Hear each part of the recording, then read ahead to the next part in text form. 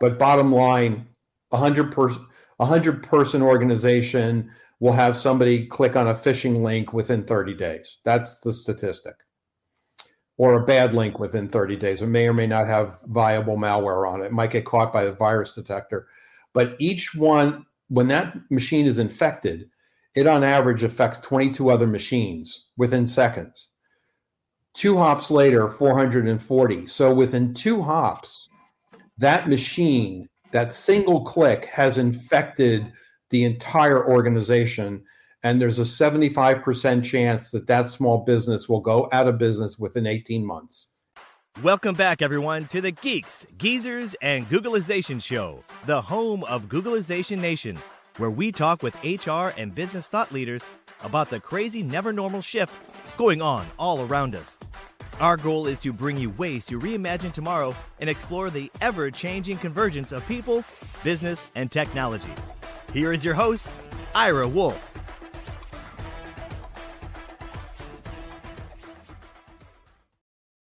Hey, welcome back, everyone, to the Geeks, Geezers, and Googleization Show. Thank you for being part of Googleization Nation. I'm Ira Wolfe. If you think this is just another podcast, think again. This is the voice of the most important conversations in the future of work, confronting business leaders and people today. Our goal is to bring you ways to reimagine tomorrow and explore the ever-changing convergence of business, people, and technology. The conversation today is going to focus on navigating the future of cybersecurity in a work without borders world. And in just a few minutes, my friend and one of the top global thought leaders in the world on cybersecurity, Alex Sharpe, is going to be joining me to talk about the risks and the opportunities organizations are facing when it comes to protecting their communications, information, intellectual property, brand, and their employees. And not without coincidence, today's show is brought to you by our good friends at Ivanti. The way we work is changing, and it's up to IT and employees to make it happen. Ivanti's at the forefront of making everywhere work work. In just a few weeks, Ivanti is hosting the Ivanti Solutions Summit in Grapevine, Texas. There'll be over 70 educational sessions and keynotes there. And what I'm most excited about is the release of their 2024 Everywhere Work Report. While there are plenty of surveys and polls about employee preferences on remote and hybrid work, no one does a better job at addressing the importance of digital employee experience in the workplace revolution than Ivanti. Now, I'd love to share with you some of the results of that report today, but I can't quite yet. You'll have to wait a few weeks for that. But you could join me at the summit when the results are announced. Let's learn a little bit more about the Ivanti Solutions Summit. Ivanti Solutions Summit 2024 is just around the corner. Join us in April to shape the future of work together with Ivanti. Learn more about this exciting event and register on the Geeks, Geezers, and Googleization website. Use code SMIndustryPartners. The Ivanti Solutions Summit is an excellent opportunity for you to learn and network with colleagues and thought leaders about how employees can work better from anywhere. You can learn more about it at geeksgeezersgoogleization.com or by visiting Ivanti.com. That's IVANTI.com.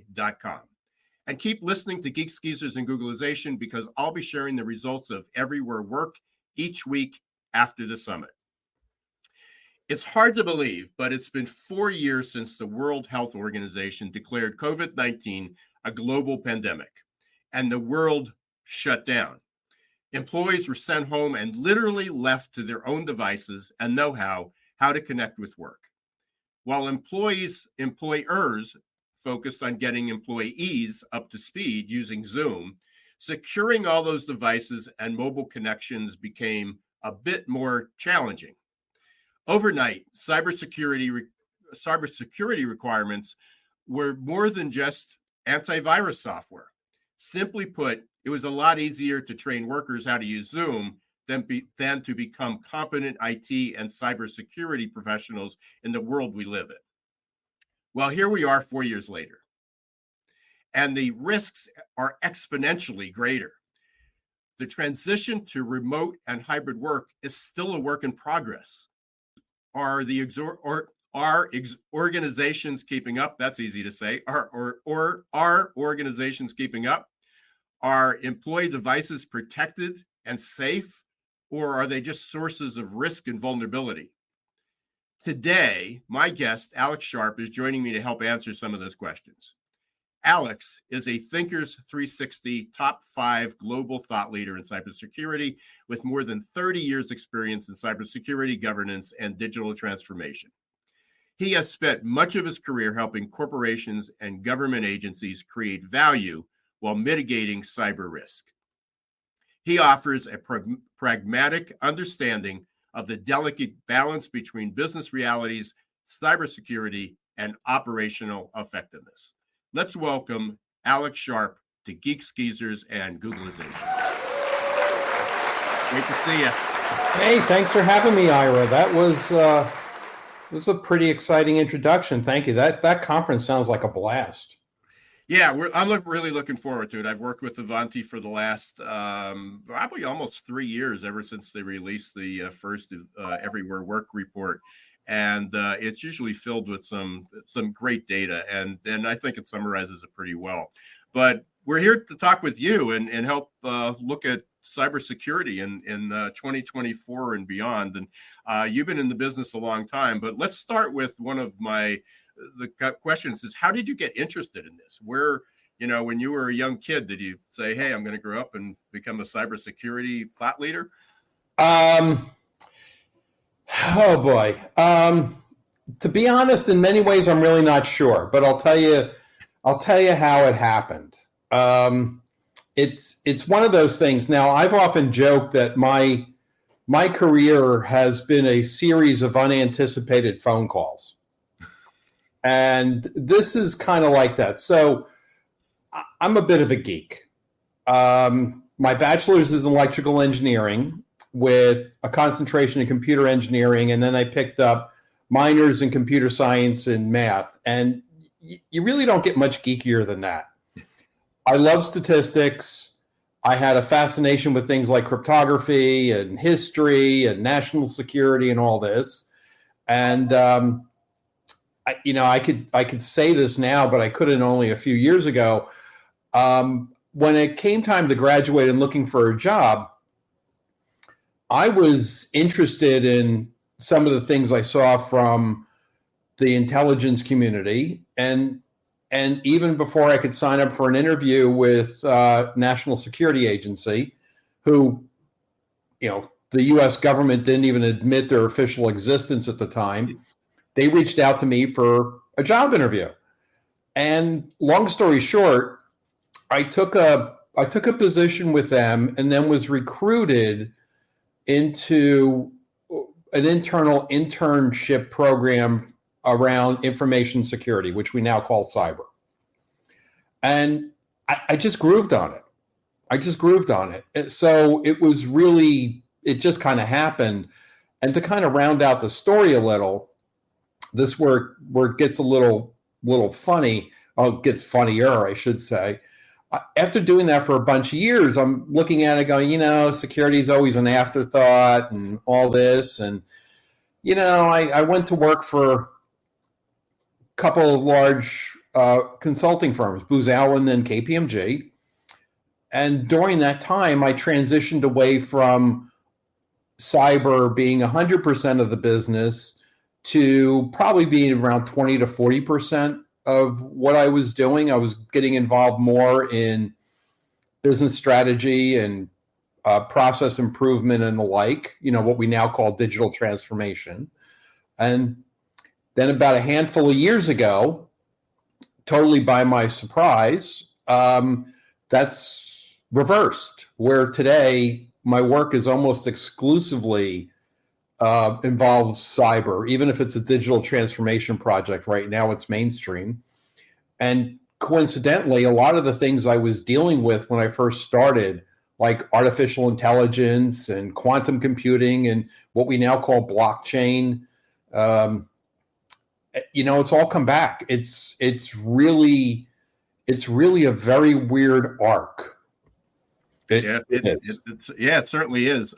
So let's dig into a little bit, and I like the kind of your journey, because you talked about cyber or information security, then cybersecurity, and then also brought in all these other modalities or new technologies that are coming in, digital transformation. But it seemed that if we look back, and it's hard to believe, it's 4 years ago this month, that we were all in lockdown, we were all in quarantine, and literally some people literally went home with all they had was, maybe they had a laptop, maybe they didn't. And they might have had their mobile phone, and that's how they were connecting, with people.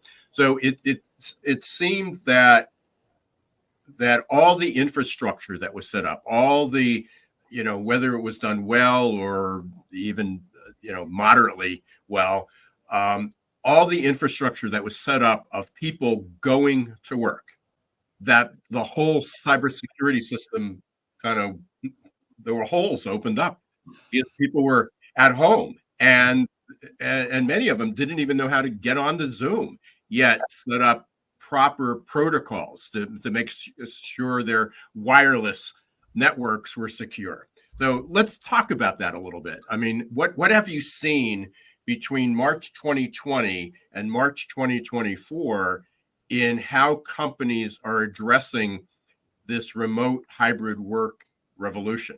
Yeah, so that is something I speak about all the time. I've done a bunch of presentations about it, some conferences, some papers and all.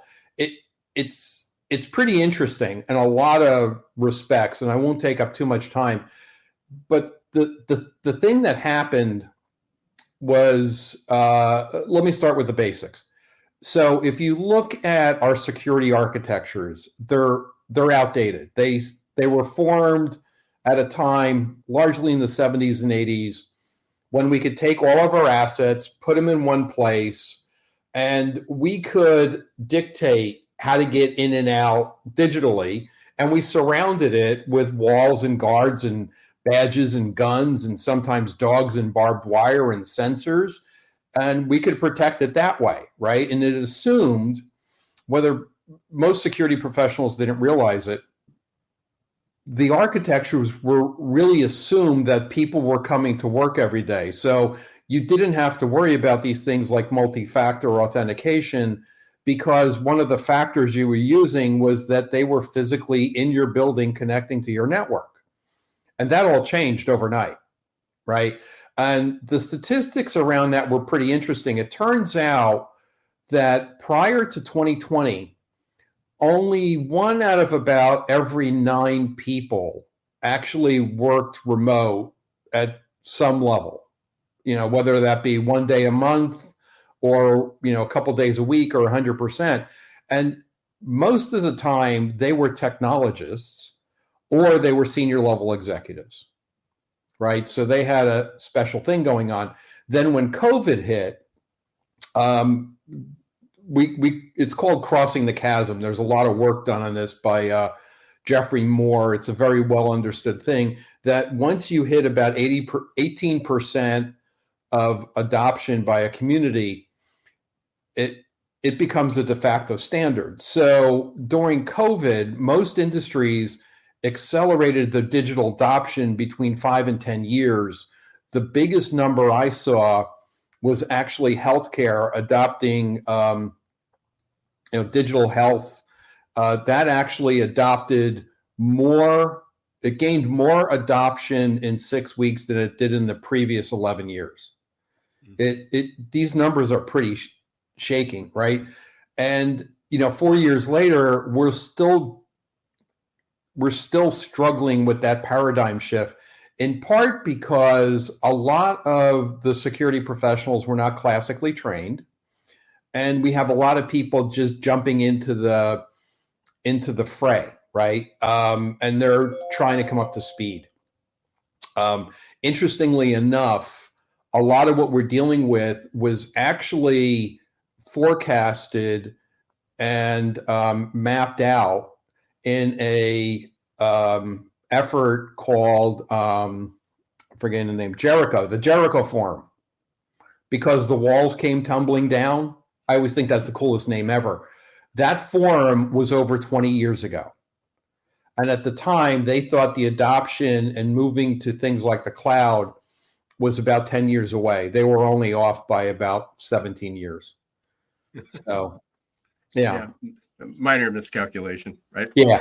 So you brought up a whole lot of things, and I guess one of the scary things is that, certainly government and healthcare, two of our largest employers and organizations and institutions that are out there, also with some of our most confidential and private information, are two organizations that were really built around people coming to work. Oh yeah. And all of a sudden, they're remote, and again, and even in healthcare, although we have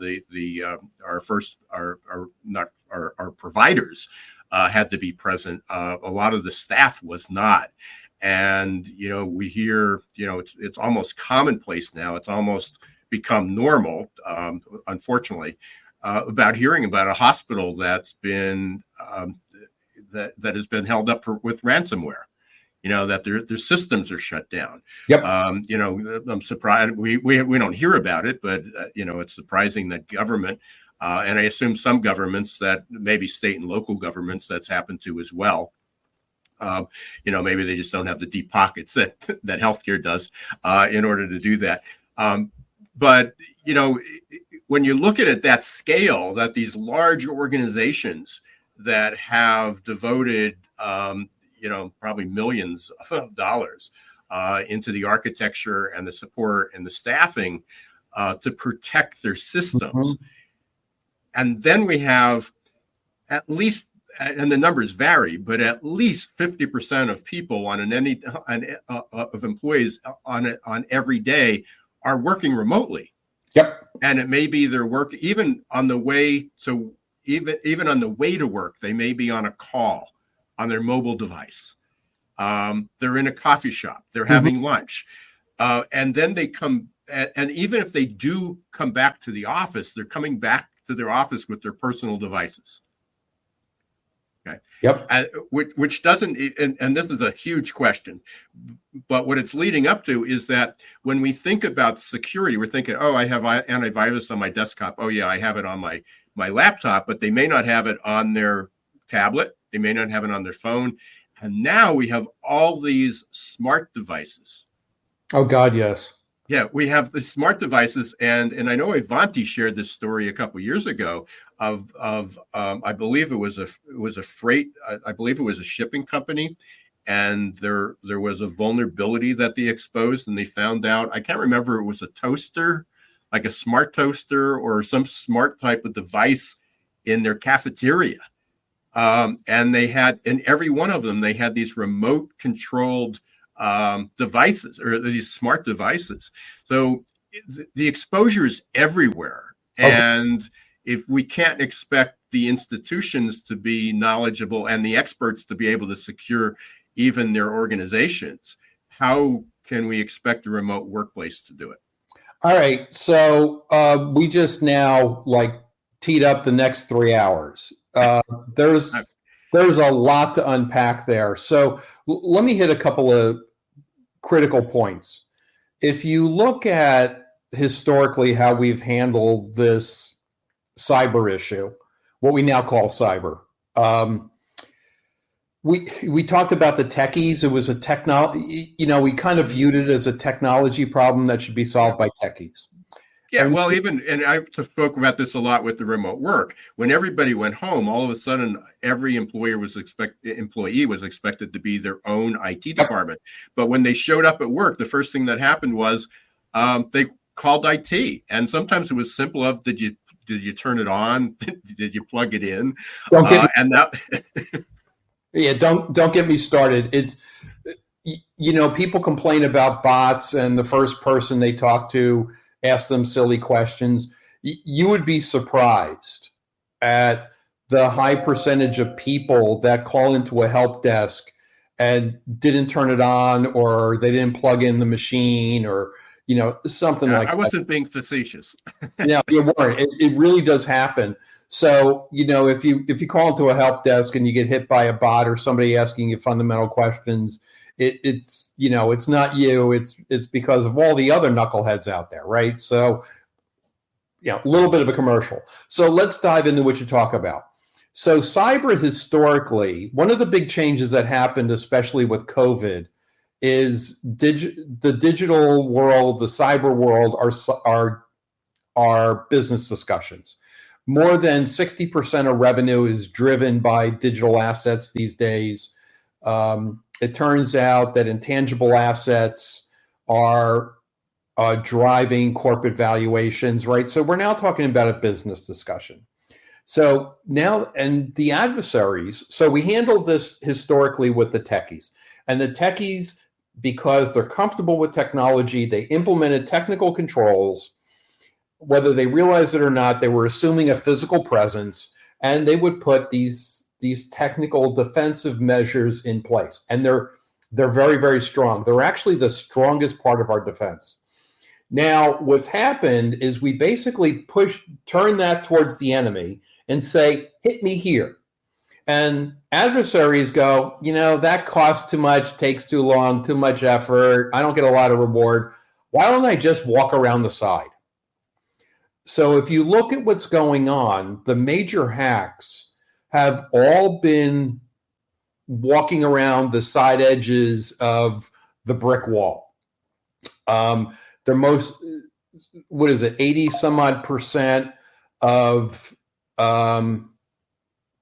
cyber incidents start with social engineering, 91% start with a phishing attack. My numbers might be a little off, but the magnitude is there, right? If you look at the major hacks that just happened with the casinos, those were social engineering attacks against the help desk, right? All the technical defenses worked perfectly. It was the social engineering. So the world is starting to understand a couple of things. We're understanding that the people dimension, the process dimension, the organizational dimension are in many ways more important. If you look at the sheer numbers, the best investment you can make with the highest return on investment in any cyber investment is awareness and training. The numbers are staggering. The average person without any training will fail a phishing attack about half the time. With training, that comes down, there's actually really good numbers based on industry, somewhere between 3 and 5%. And if you look at the volume is scary. We all get hit with spam. It turns out the service providers are actually blocking somewhere between 98 and 99% of the spam before it ever gets to us. That's scary. Looking at my spam, looking at my filter box. It's scary. When you work in this field, you get to see kind of like the worst of everything. It's like if you ever know a police officer, they see the worst of people all the time, right? So they tend to view the world a little differently. It's what happens, right? These numbers are scary. So it's really, we're recognizing that. The second thing we're recognizing is incidents will happen. So we need to detect them faster. We need to recover them quicker, right? So we're moving away from sole reliance on technical defenses to understanding the other components of people, process, and organization. We're also realizing that incidents are going to happen. Just like when you get in your car every day, you acknowledge that you may or may not be in a car accident, right? It's one of the reasons we get insurance. If we didn't think there would ever be, if there was ever a risk to it, we would get the bare minimum required by the state. We would get nothing else, right? It's like everything else. If you look at statistically, the most dangerous place to be is your home, but I don't think that keeps anybody from going home at night. Right? Same sort of thing. We recognize incidents happen, so we're prepared for it. You keep Band-Aids around the house for a reason. Nobody walks out any given day and say, I think I'm going to get a cut today, right? You have Band-Aids accepting that it might happen. And that's the way the world is moving. A lot of ways it's not moving as fast as I would like, but I've been doing this way too long and have been beating, myself and a lot of others who've been here for a very long time have been beating that drum for a very long time. So we'd like to see it move faster. But in many ways, COVID did us a major favor. It's just the transition hurts. So where do we start? So we've got employers that need to be doing things differently. We have employees who need to be, and I'd say workers in general, because there's a lot of gig workers and things that need to do differently. And then I also want to leave at least a few minutes, and this is probably another 3-hour show, to talk about things like TikTok and AI. I mean, is that just going to blow this, all open? While TikTok is a problem, it sounds like it's more of the vulnerability problem than TikTok itself, because we use a lot of other devices, and it gets, we can get in that whole debate. Is TikTok any worse than Facebook, or is Facebook worse than TikTok? But there's a lot of things going on. I mean, we talked about the smart devices, but we've got things like TikTok and social media.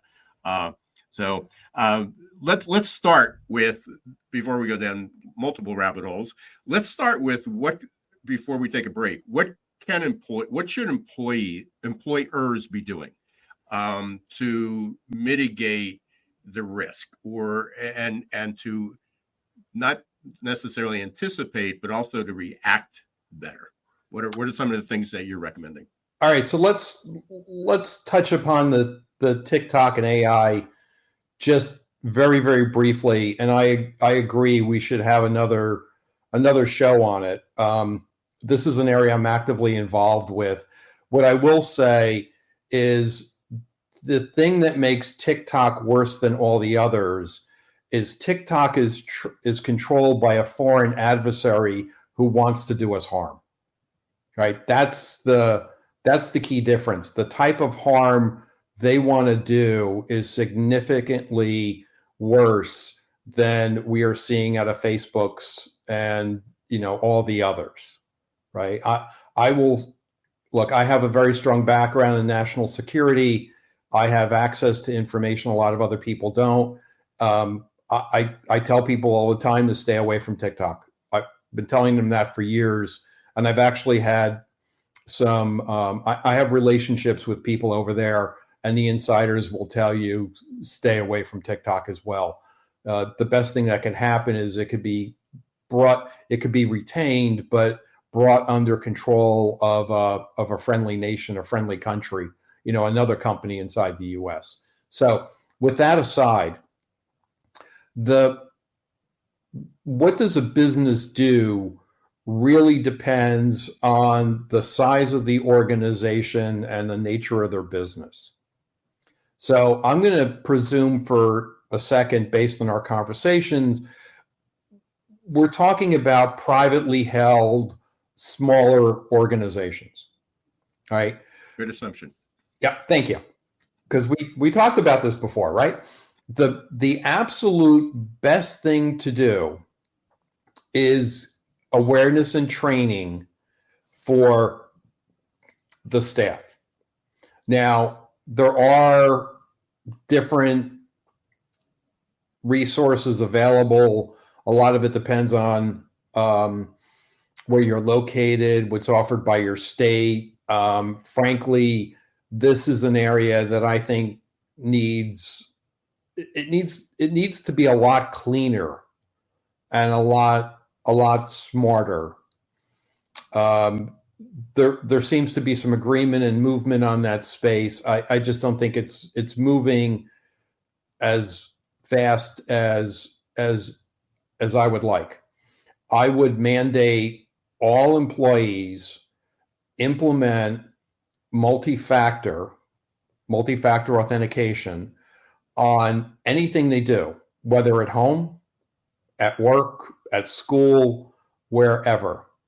And just to make sure, because not, the title of the show is Geeks, Geezers, and Googlization. So we have some geeks and we have some geezers.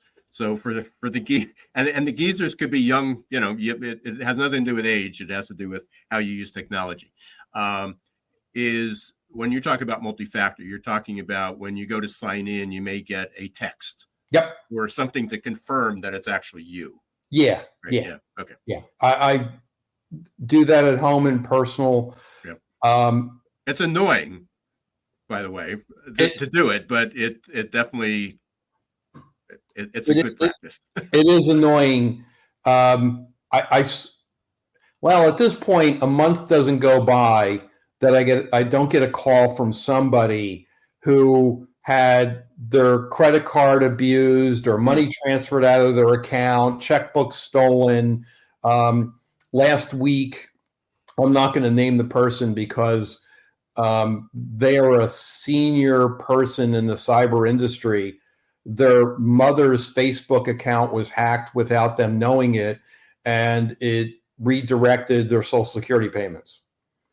Mm-hmm. And I asked them, I'm sorry to hear that, but weren't there 3 letters you should have shared with your mom? MFA, and she's like, this is embarrassing, so use it. I know it's a headache, but you know what? It's a bigger headache to chase this stuff down.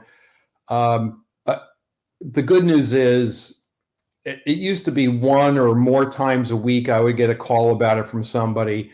Now it's probably once a month. Do yourself a favor. It's a pain in the tuckish, but you know what? So are stop signs and red lights. It's better than the alternative. I would much rather wait at a red light for 3 minutes than have to deal with recovering from an accident or replacing my car and all that. It's worth the inconvenience. And truthfully, most things that help us in life are inconvenient. Okay. We're going to take a short break, and we're going to continue the conversation. The MFA, multi-factor authentication, absolutely phenomenal recommendation, suggestion. Encourage everybody to do it. But we're going to take a short break. We're talking with Alex Sharpe. We're talking about navigating the future of cybersecurity in a everywhere work world. And we want to thank Ivanti for being a sponsor of this episode, which is at the forefront of everywhere work and the digital employee experience. If you haven't heard about it, there's a summit coming up in just a few weeks. You go to Ivanti Solution Summit. You can check that out at geeksgeezergoogleization.com or avanti.com. We're going to take a short break. We'll be right back with Alex Sharpe. Are your employees feeling stuck and just showing up for a paycheck? Is your workforce working harder to get back to normal than adapting to the future? It's time to help them break their addiction to certainty and develop a growth mindset. Developed by one of the world's top-rated future of work thought leaders, AQ Plus Mindset is a powerful tool to help your employees embrace change, adapt faster, and grow on the job. Conveniently delivered to any smartphone or laptop and easy to digest 5 to 10-minute lessons. Managers can sit back and watch employee attitude shift towards growth and innovation in just 30 days. Are you ready to help your employees thrive in this ever-changing, never-normal world? Encourage them to show more grit, resilience, adaptability, and unlock their potential? The journey to a growth-filled future starts with a growth mindset. Visit aqplusmindset.com or call 484-373-4300. Hey, welcome back, everyone, to Geeks Geezers of Googleization. We're here today with Alex Sharpe, one of the global thought leaders, world's global thought leaders on cybersecurity. When we left off, we were talking about some of the first steps that someone can do, and one from employer side was looking at basically awareness training. Just training employees on how to protect themselves and the devices and part of that is that it is partly the employee or the individual responsibility. It can't. There is nothing in the world, and I assume I'm right with this, Alex, that there's no perfect protection that employers can put up that employees can just walk into and ignore. Yep. It's just not that simple. It's a participative exercise. It's an activity. It's a team sport to make this work. And then certainly one of the things that everybody should be doing is using the multi-factor authentication, and that's we're simply there's a number of tools that you can use, and many of the sites actually ask if you want to set that up. And it simply is when you log in, somebody sends you an email or a text or any, a different type of notification, just verify it's you. It is, it can be annoying, but it's less annoying than trying to track down who hacked your site, changing all your credit cards, losing money in your checking account, and so forth. Where else do we go with that? What's the next step? I mean, we're dealing in this world. We talked about TikTok a little bit. We talked about AI, but this isn't going away. It's not like we're waiting for this magic bullet that's going to fix this, because with AI is that the smarter we get, the smarter the adversaries get. Yeah, and let's kind of round out. Let's definitely go back to that, but let's round out a couple of little hints and tips that a smaller business can put in place fairly quickly, or things they can tell their people to do. If you look at the major banks, and I'm not going to list them because I think that would be inappropriate for a show, but if you look at the major banks, the systemically important banks, every one of them has put out training to their customers, right? Some of them do a self-assessment on the score of what you're doing. Do that.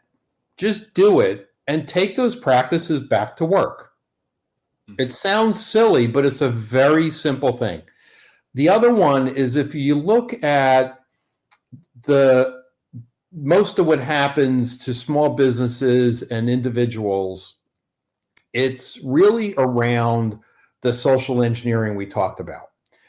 And the techniques that's being used for social engineering are actually well understood by marketing professionals, right? There's 7 techniques that are used to prompt a sale. So the ones that are most relevant, if you get a call from a customer or somebody pretending to be a fellow employee, or an email out of nowhere that is trying to push you on something that's time sensitive or urgent, or it's really tugging at your emotional heartstrings, it's probably fake. Okay. Another one is, don't click any link or any attachment that isn't absolutely from somebody that you were expecting, right? And if it looks a little funny, get somebody else to look at it, right? That's a very basic thing. The other thing for small businesses, more than likely, you're relying on a third party for providing your IT support, whether it be anything from, keeping our laptops alive, to internet connections, to providing some level of cloud service. Unfortunately, they're all over the map, right? There is no regulatory or licensing standard for those providers. Now, the Federal Trade Commission is looking at actually putting that in place, but that's not, government moves slow, right? Big ship, lots of small rudders. It's going to take a while. So what I would do is, presuming, these people have their basics in place, I would make sure that they have, like, your antivirus software installed and updated on all the machines. It's designed to, run automatically. Also, you want to make sure that the machines and applications are being patched regularly. And if there's something critical coming out, that they're watching all the vulnerability announcements and all the, I don't want to go through the technical details. There's actually a bunch of databases that track this stuff and send out alerts. They should be monitoring that and feeding it back to you. And as part of your, whatever you're paying them, that's something they should be providing, right? So those are things I would definitely put in there. On the AI side, deep fakes are a huge problem, and that's much larger discussion than we have now. You watch the news, you can see how big of a problem is. It will escalate as we get to the election. I have no doubt that's going to happen.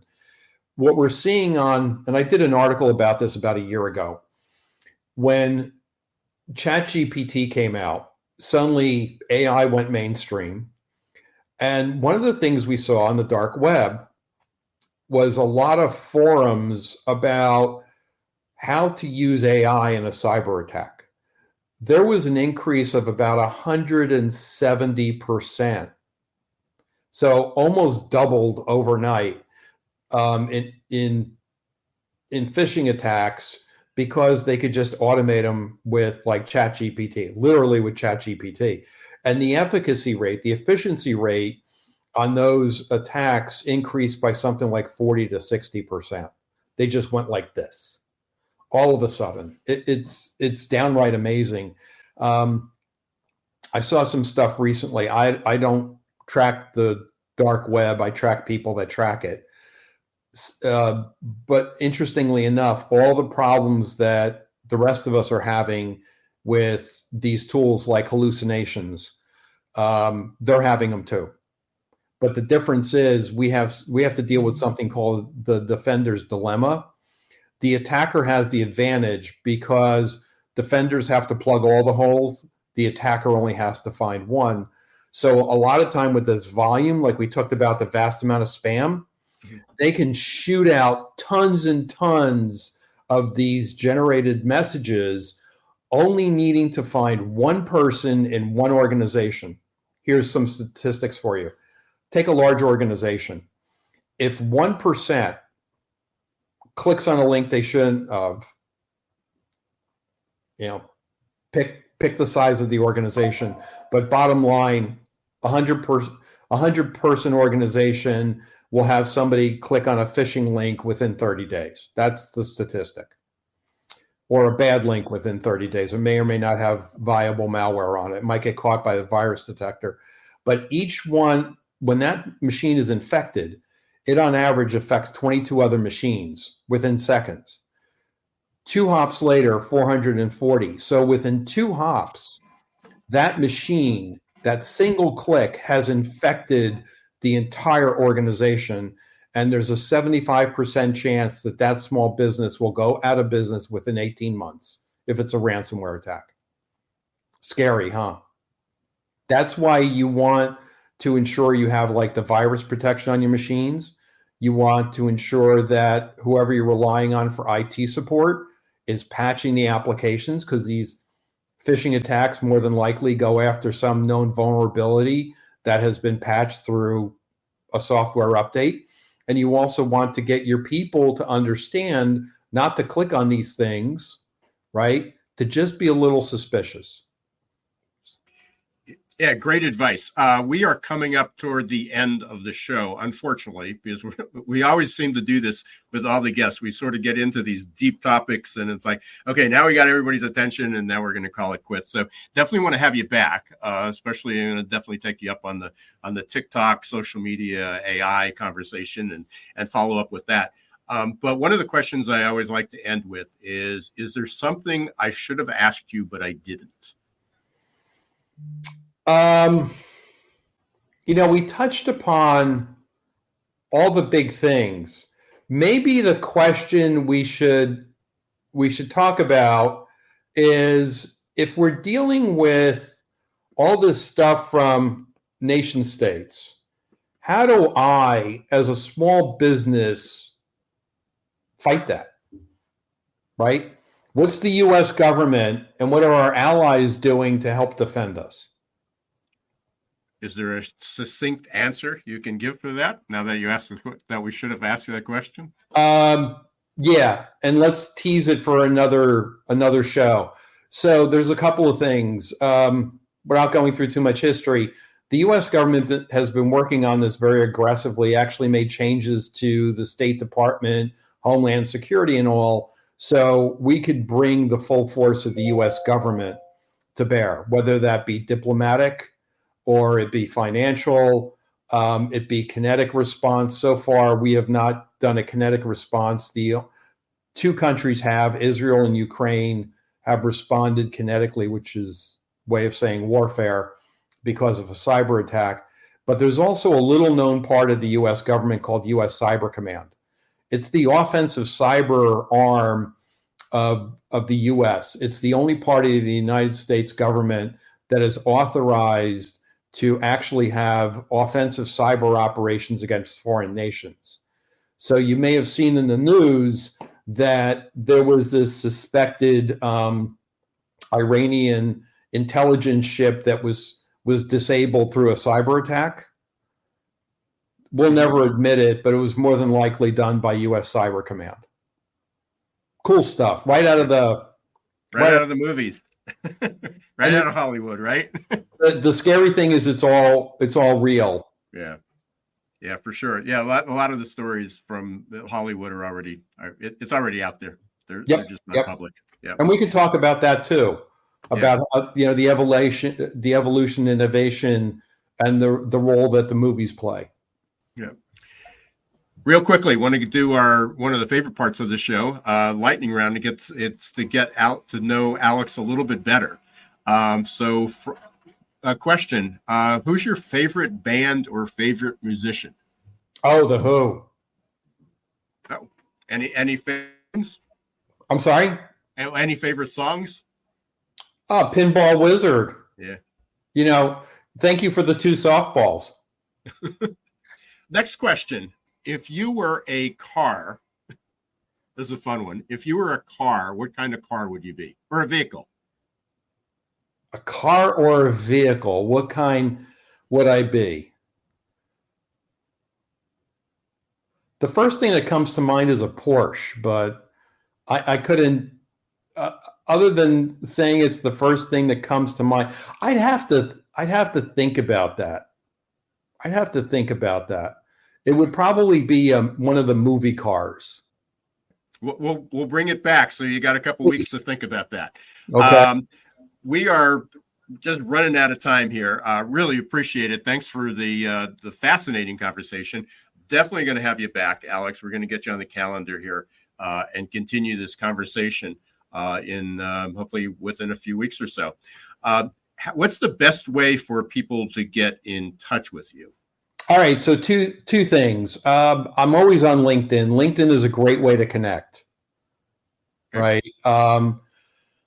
And it's Alex Sharpe, and Sharpe is with an E, SHARPE, right? Yes. And my email, I think you already have it in the chat. We'll put that in the show notes.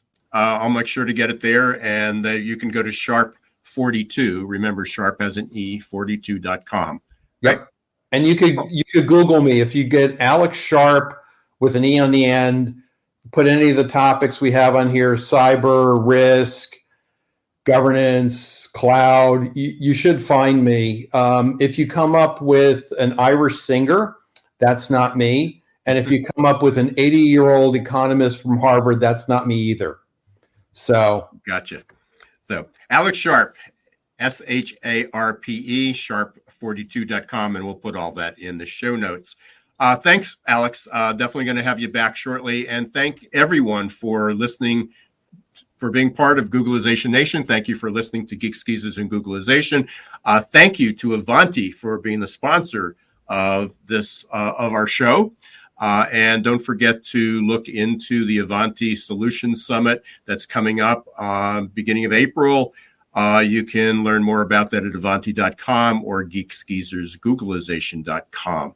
Again, I want to thank Alex for being part of the show.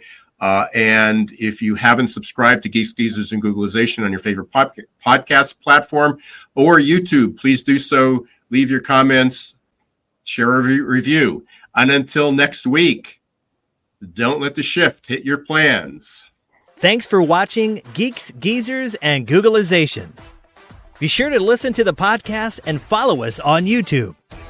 This show was produced and edited by Hilton Productions.